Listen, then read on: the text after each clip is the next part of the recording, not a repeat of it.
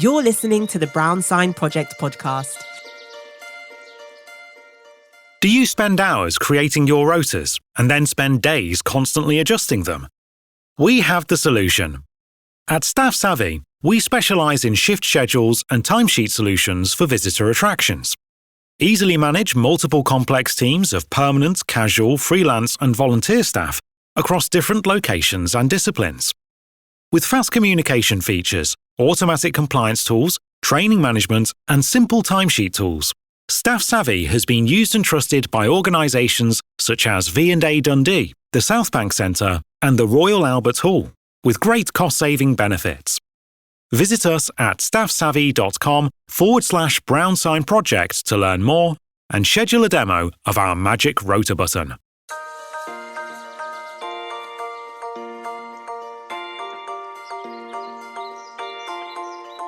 Hello and welcome to the Brown Sign Project, the podcast that takes you behind the scenes of the tourism and attractions industry, talking to inspiring professionals about their careers.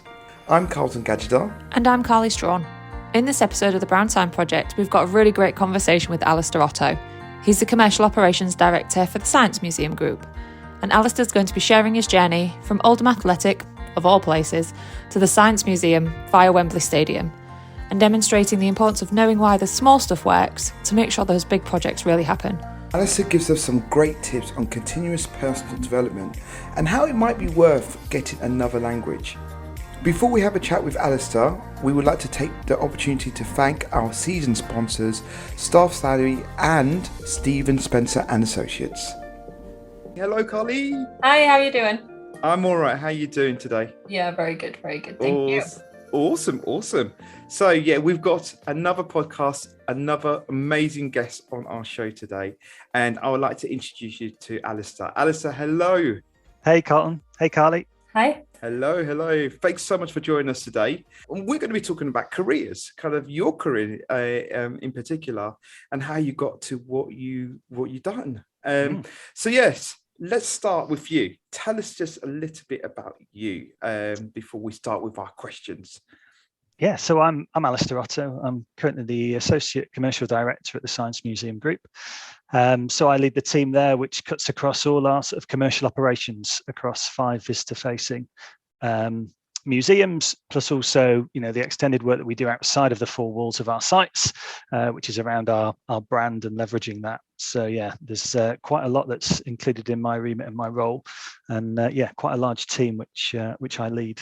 Excellent. And how long have you been in that role?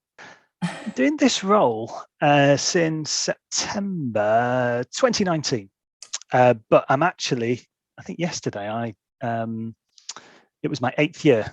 I've done 8 years at the Science Museum Group. So this is my 3rd role at the group. Wow. Impressive. Yeah. Well, congratulations. 8 years. Congrats. It's amazing. Yeah, it's flown by. No, time flies, absolutely. So as we normally do, we're going to do some icebreakers with you. So I'm going to let Carly take over with that. Yeah. And she's going to ask you a lovely question. So our icebreaker for this series is the same for everybody, but it's a question that we always like asking, so we think it tells people a lot about the person that we're interviewing. So when you were a child, what job did you want to do? And I think probably managing the Science Museum, in general, or working in the Science Museum is probably a dream for quite a lot of kids, I would think. But what was yours?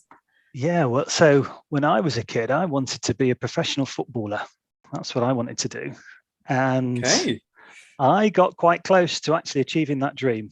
And I guess to some extent I did. So I was, quite a talented footballer as a child. And at the age of 11, having played a lot of junior football, I got scouted for a team which was very local to me, Oldham Athletic, who at the time were in the Premier League. So they were competing with... Wow. I have to tell you, Alistair, my husband is an Oldham Athletic fan. Well, there you go. He may have heard of me about 20 years ago. I mean, he might also be currently their only fan. Yeah, it's they've followed on tough times. It's not gone the way. But yeah, I joined what was known then as their Centre of Excellence as an 11-year-old, and I went through their age groups all the way up to 16 when I got offered a contract and apprenticeship for 2 years. So I left home at 16 and went to live sort of 10, 15 miles from home, because I grew up in Stockport, just outside of Manchester. And yeah, I lived, with another family for 2 years, along with, it was 12 of the lads in my cohort, all with different families, living in the Oldham area, with that ultimate aim of wanting to sign a professional contract. So yeah, that was what I wanted to do. Didn't quite get there. I wasn't good enough, and I've come to accept that I wasn't good enough. But I had a great journey getting through to that point. And then my football career, then sort of my sports career, continued a little bit thereafter as I moved on to university, and I continued to play and train. I did a mixed sort of approach to the first couple of years at university, down at the University of Bath. And then through that, I played semi-professional football there, and then went on to play futsal, which, for those who are familiar with football, is a version of five-a-side as we would know it in the UK. But I went on to play for England, playing that as well. So yeah, I had a good run at playing football. Well, you get to be our first professional footballer turned tourism expert. So I think that's an achievement. There aren't many of us, I have to say. I haven't come across many of the people who've gone from that work, and that I got paid doing that. I mean, it's phenomenal that I got paid for doing that at the time. And where I am now, it's such a long way from where I'd ever been. And I must admit, when I first got the opportunity to interview at the Science Museum, I'd never visited. So I had, the week before down, I went to visit. That's because I grew up in the north, and actually my museum that I went to was the Museum of Science and Industry, which is a part of the Science Museum group. So I've got very fond memories of visiting that particular site. But I think my family did what a lot of people do, which is a rite of passage, seemingly, which is when you go to London, you go to the Natural History Museum, and you go and see all the dinosaurs and all the exhibits they've got there. I wish I'd gone to the Science Museum as a kid. I wish I had, because it's great. The range of galleries and experiences in the building is just fantastic and very inspiring. So yeah, that was my sort of first sort of relationship with the Science Museum was when I've just before I got an interview, which is a bit perhaps alarming to some people. But I think that's quite a common thread, is people going to workplaces they've never actually visited. Yeah, absolutely. That should be another icebreaker question, I think.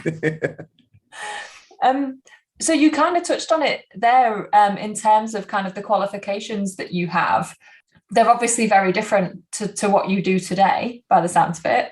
What do you think about those qualifications now? And do you think you bring some of that still to your current role? Were they for better, for worse? Like, how do you think about those qualifications in terms of your current role?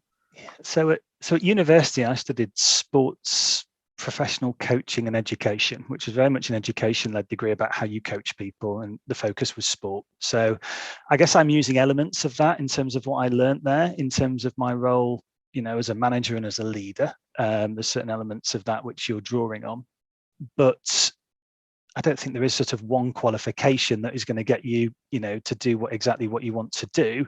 Actually, my qualification is a range of experiences across different venues, and the stuff that I've done throughout my career, which has sort of given me the platform that I now have. The one area I think that has made a difference for me throughout my career has been around the qualification that I got about 10 years ago, which was a general health and safety qualification. And that was a requirement for the role if I wanted to get a role at Wembley Stadium, which I eventually did. I became an event manager there and did 4.5 years at the stadium, running the big events there. That was a mandatory qualification they needed for all their event managers, because it's quite a complex building. It was very litigious in terms of the council's approach to managing that venue. Lots of eyes on it. You needed to know what you were talking about. That has helped me over the last 10 years in my career, because ultimately, in any venue that you're working in, safety has to be the number one priority. And being able to write a good risk assessment, work on various elements of procedures and protocols, and having that understanding of safety has really helped me, I think, in the venue management roles that I've had. So your kind of love of football took you to Wembley. And then was that kind of where you got bitten with the bug? Have you worked in attractions ever since? So yeah, how I got from that point of sort of leaving university. So actually at the point where I was just about to leave university, I thought I was going to go and be a PE teacher. That was the way that was going to go, and try and maintain some sort of, a role in football to some extent, coaching or something like that, continuing to play for a number of years.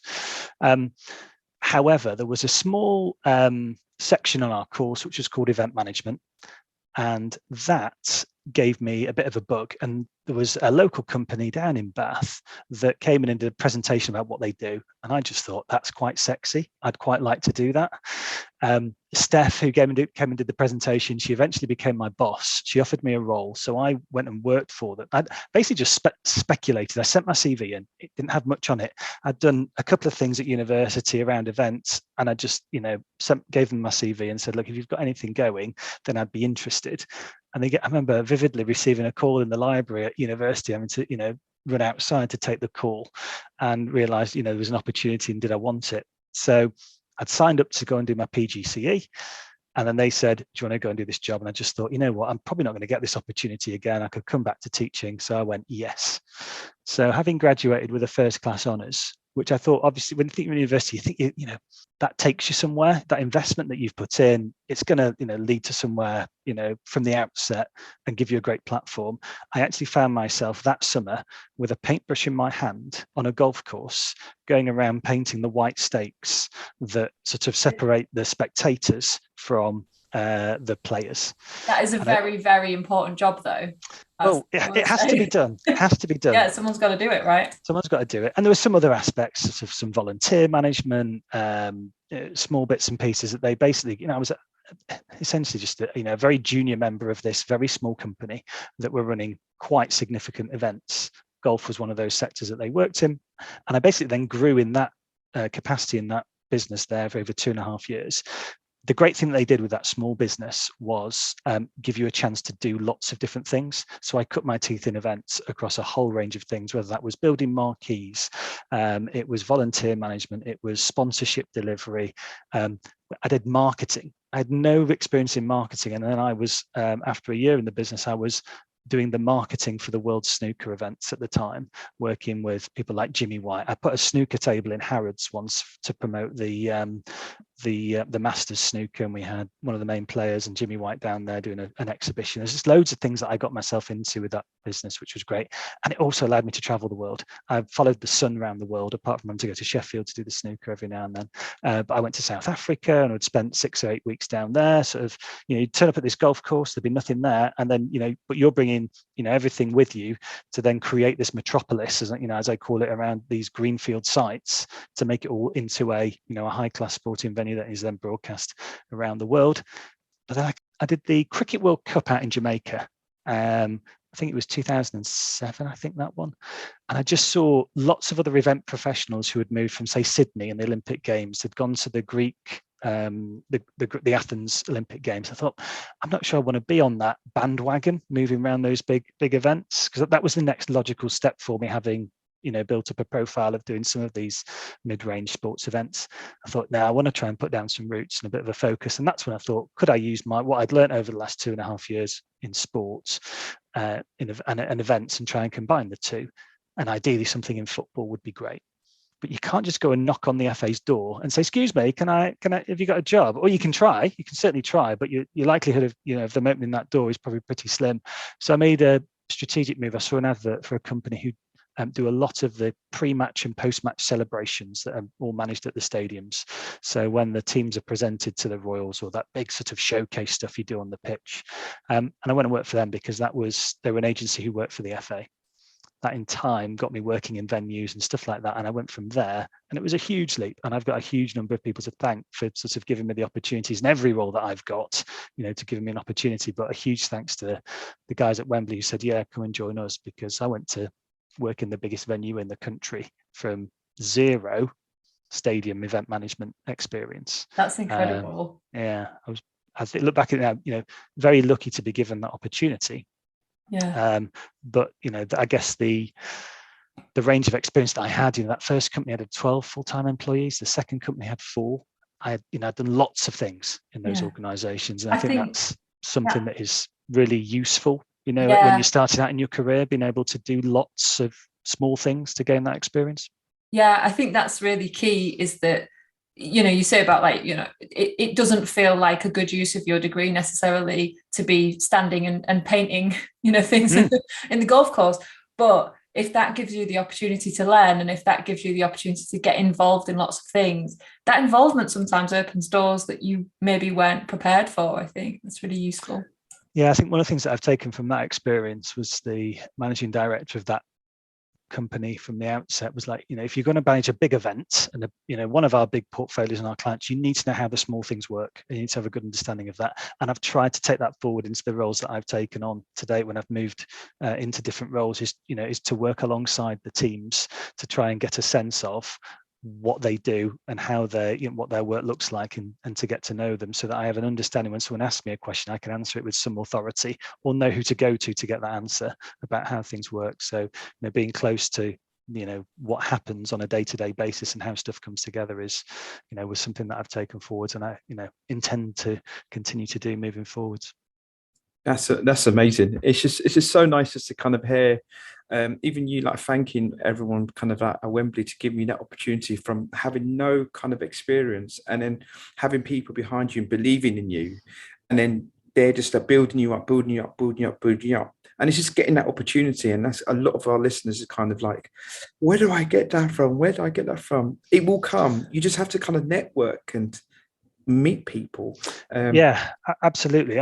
Whilst I was given the opportunity at Wembley, I'd got to know that team quite well with the work that I'd done there, and that network that I'd built up. When I was doing, the big presentations on the pitch and this big, this pre-match stuff, the relationships and how you present yourself to people like the council. So what many people don't know is, you have to rehearse everything before it all sort of takes place at these big events, and you have to practice the pyrotechnics and making sure it's not going to, sort of end up on someone's lap and it stays on the pitch. There's all this huge amount of work that goes in the lead up to that big event.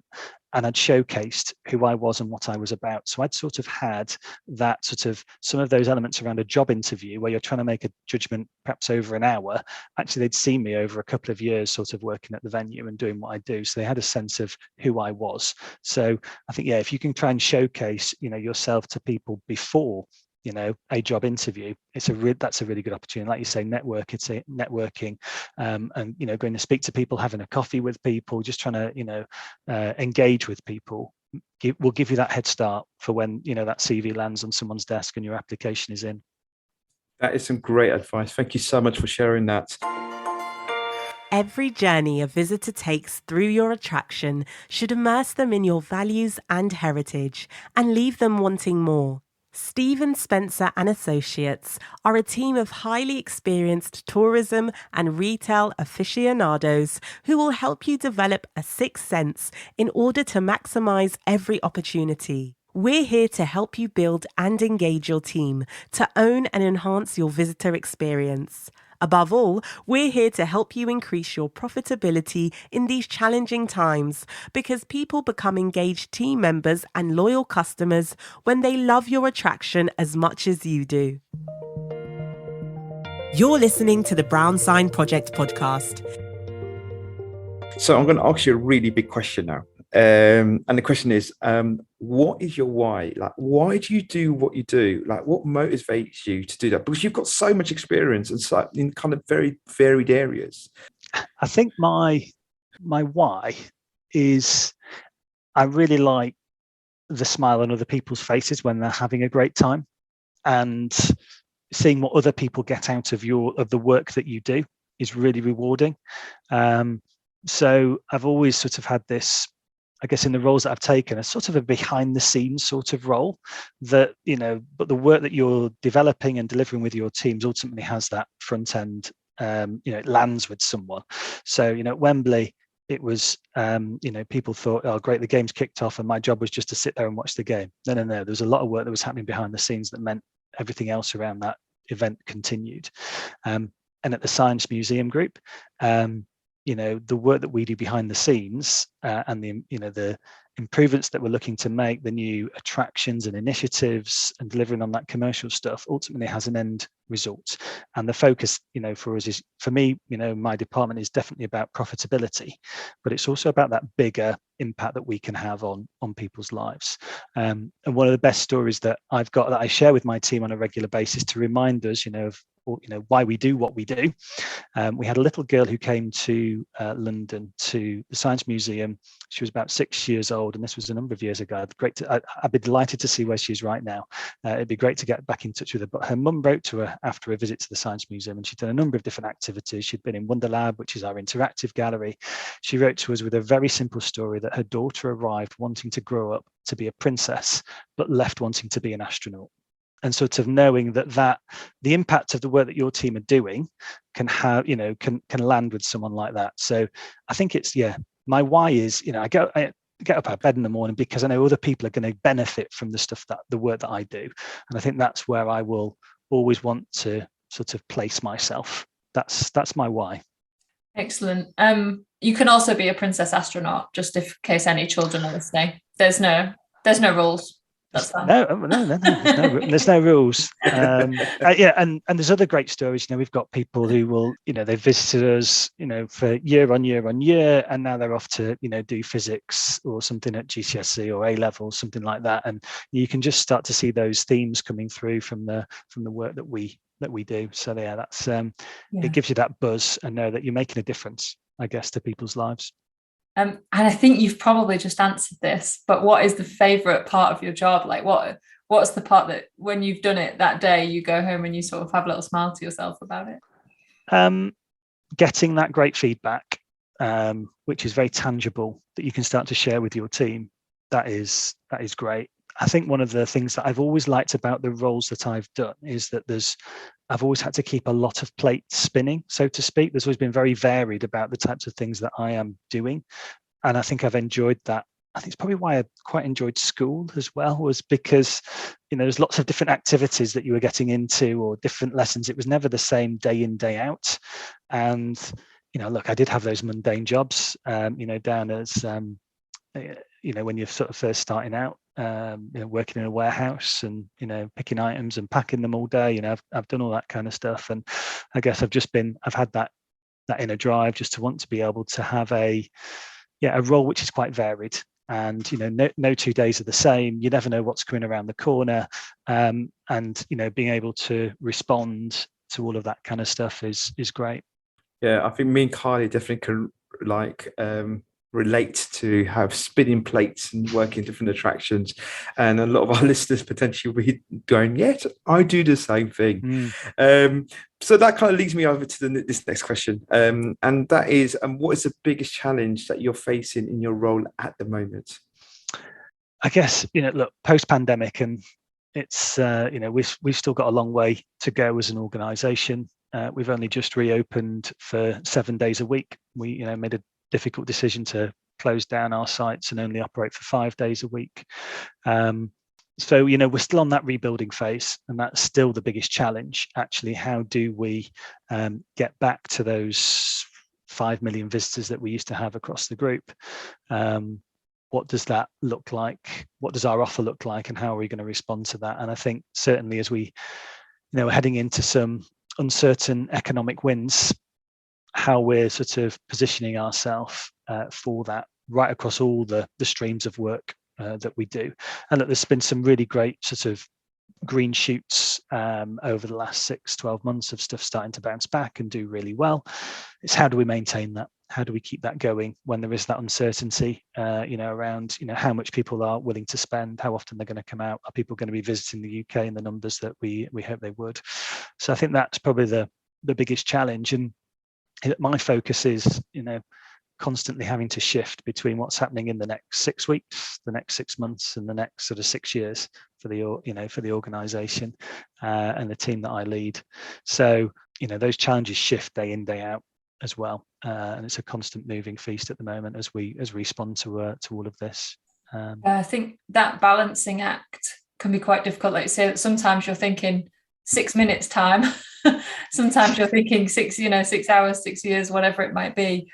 Is in and of itself a challenge, is kind of you might already be thinking about Christmas or next summer, and someone in front of you wants to know where the toilets are. And kind of balancing those things together, I think is always a challenge. Yeah, absolutely. And it's a you talk about sort of spinning plates. It's being able to recognize where those important aspects are and where you need to be able to spend your time, where you can get your team to spend, the time and delegate some of that, and putting the trust in them to keep an eye on those sorts of things, whilst also sort of managing those expectations upwards as well. And, making sure that, the exec group, understand what's happening and where things are going, and what that might look like, so we can start to plan for that. Great. Thank you so much for that. So I need some top tips from you, if that's okay. So I'm looking for 3 top tips for working in the tourist attraction industry for our listeners. So what can you share? I think one of the biggest things is about sort of being personable and relatable and being able to get on with people. Whether that is the visitor who stood in front of you, who's asking you, what can I do? And being able to, inspire them and give them a sense of what they could expect from a visit. It's about the team in terms of, how do you work with people within your team? And obviously for me, having been involved in, high level sport, that team was a big thing. How does everybody play their role? And being able to engage with everybody on that. So I think that sort of that investment in people by yourself is a really important part of, and then this is obviously just doesn't cut across the attraction sector, whatever sector you're working in. Being able to work with people and get stuff done through people is a really, really important skill. I think I've still got more to do on that. I think I'm only just getting going as well in some of this in terms of my own experience. And there's definitely more that I can do in this area. And I think having read quite a bit on and continued my own learning journeys of the 7 Habits of Highly Effective Leaders was one of those books that stood out to me sort of 10 plus years ago. And that notion about the emotional bank account and how much do you put into a relationship with someone, and how much can you get out of that? And you'll get out as much as you put in. And how do you keep topping up that relationship and adding to that? So I've always been particularly conscious of that. I think it's also about role modeling as well. So what I've always tried to do in the roles that I've undertaken is look at the person who's sort of above me, or that cohort of leaders who may be above me, or management team above me, and sort of trying to say, what are they doing well? What do I think they could do differently? So what do I have to do in order to respond to that, to try and make that next step? And I think that is also something, if you're looking to move up the chain, the ladder, within the attraction sector, we've still got, I think in most attractions, quite a hierarchical structure. And therefore, those opportunities are smaller the higher up you go in terms of, where you might be able to lend your expertise. So really being able to understand what role you want to move into next, what skills you're missing, what's that person doing really well that you might need to be able to do really well, and how do you plug that gap? And the other one that I guess sort of lends itself to some of that is that constant learning. What attractions are you going to? What have you learned when you've been there? Having that sort of critical eye on things. What could be better? From any service experience that you undertake. How would you improve things? That eye for sort of that innovation, creativity bit. How much better could this be? And constantly looking at that, and also then topping it up with your own sort of formal and informal learning. I've always enjoyed a book on the train into work, but invariably it's a non-fiction. But you won't find me on holiday with a, some sort of thriller. You'll find me with a book that has just been released by someone who I really quite interesting in terms of what that might bring to my own sense of perspective, usually on some sort of business topic. So I think that's important. And obviously, there's the formal side of things. You've got to keep focused on the formal side of things, whether that's topping up your knowledge on a particular subject, if that's where you think it's needed. Yeah, I always remember. When I worked in a role before, and like the first time as a junior sort of manager that I got to go and actually do a visit to another site that was paid for, thinking, God, I get to have a day out, and knowing that I was going to go and learn something. But I think you could take those things for granted. You sort of, you have a bit of a busman's holiday, you walk around. But actually the stuff that you're taking in, the things that you're taking in are vitally important. You can't do this in a vacuum. You have to go out and see what other people are doing, definitely. Yeah, that reference point of, what are others doing, and what does that look like? I think the other thing that I probably should mention is that I think for anybody, again, and this probably cuts across any sector, any role, when that door is open, try and make sure you march in and show them who you are. And I've been able to do that on a couple of, in terms of roles. So that I did, again, going back to Wembley when I was given my first event, I made sure that I really took the lead on that and, sort of made an impression. But particularly the Science Museum group, I went into that museum, never worked in a museum before, but I wanted to sort of look for those opportunities where I could really make a bit of a great first impression across a number of people. And that included sort of opening up the IMAX at the Science Museum for sort of blockbuster films, which we did. They'd never been able to find a solution to manage the corporate hire evening events and also having 400 people in the IMAX watching a blockbuster film. And I managed to come up with a solution around that, about how both could coexist. And we did Interstellar in the first year when I was there. And then we rolled on to do Star Wars a couple of years later. And it sort of took off at that point in terms of the opportunities that presents us financially. Which is great. So looking for those, but when the door opens, sort of making a charge and letting people know, who you are and what you're about, so you can, show people, what skills and attributes you've got, and not being afraid, to fail. When you march through that door, you might not get it right first time, but at least you're showing people that you've got some, something behind you, and you want to make a difference. Yeah, and I think you said something interesting, right? Back at the beginning as well. It kind of links to that. Is sometimes you're not even sure that the door is really open, and kind of taking the opportunity to think, actually, I can kind of see an opportunity, and maybe I'll get a knockback if I put my hand up and say I'm interested. Maybe maybe I have misread the situation, there's not a job there. But actually sometimes it can be the thing that finds you a job that sets you on that path as well. So not being afraid to sometimes get a bit of a knockback, I think is really good advice. Which brings me to, so advice for your younger self. You've already given us top tips, but what would you like to tell kind of that young footballer Alistair that he maybe needs to know to get him to where you are today? I should have practiced more, and then I would have been a professional footballer.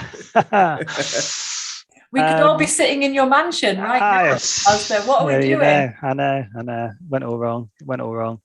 Yeah, my younger self. I think I've got quite a bit right, I think, in terms of just how things have progressed. So there's not a huge amount that I would change. I wish I'd worked abroad a bit more, and I wish I'd learnt languages, because I think languages opens a lot more doors for you. And yes, I speak English, and so do many other countries. I was certainly envious of the multi-skilled language attributes that a lot of colleagues at people like UEFA have, just because their language skills and abilities, they're able to work in sport and across the world. And just, I've got some good people I know from that sector who can, 1 year they're living in France, a few years later they're off to Germany, they're back to London to do some stuff. Just I wish I'd been better at languages and focused on that, because I think that would open more doors. I think kind of big shout out generally for learning languages, especially when you're younger. I do think works wonders, and I think we get quite caught up in, well, everybody, if I'm going to choose a language, everybody kind of speaks English, so if I choose to speak French, then that's going to discount me from Spanish or German or whatever it might be. But actually, I think once you have the language skill, generally it's easier to pick up another language. So like keeping the skill alive, keeping the kind of want to learn alive, I think is a huge thing for people. Yeah, I mean, I just feel inferior, I've got 3 people in my team and my direct reports, from across Europe, and the way that, they're just able to switch from one language to another, and it's just, it's great. And I wish I'd had that opportunity. And look, I think this is probably a common one that a lot of people probably hear all the time, but it's just that bit of patience, that, of not wanting to run before you can walk, knowing that, I would advocate for, like I did every sort of couple of years, just saying, where am I up to? Where could this lead to? Should I stay where I am or move on? Are there new opportunities? And just having that patience to take that time, rather than trying to bounce around every 6 months onto something new. 2 years is probably, I think, in my experience, about right in a role, and then you start to go, actually, is there more for me to do, or do I need to go somewhere else and move on? And I think, trying to get that timing right for anyone in their career, I think is important. That's excellent advice. Thank you. So we are at the end of our questions. You'll be very pleased to know, I'm sure, because it is quite a grueling thing to sort of go back over and think about what you might tell people and yourself and everything else. So my last question for you is, where do people find you? So if people want to get in touch, people want to say hi, is there anything you want to give a shout out to? Where can we find you on social media? Yeah, I mean, LinkedIn is probably the best place to find me. I'm not a prolific poster necessarily of content. That's the that's the bit where I am looking to network with individuals and seeing what's keeping an eye on what's occurring and what's happening, and getting the ideas from a sense of that the community that I'm connected to of what's going on. So that's probably the best place to contact me. Excellent. I'm sure we will find you on LinkedIn throughout that. And sharing ideas on there is always a great place to start. Fantastic. Well, thank you so much for your time today. It's been a real pleasure. I think, like I say, you get the award for being our first footballer turned tourism expert. So excellent. Great. Well, no, thanks for your time. Been great to talk to you. It's been an absolute pleasure. Thank you. Thank you. Thanks again for listening to the Brown Sign Project. In our next episode, we're going to be talking to Hannah Monteverde, the park manager at Bewilderwood, Cheshire.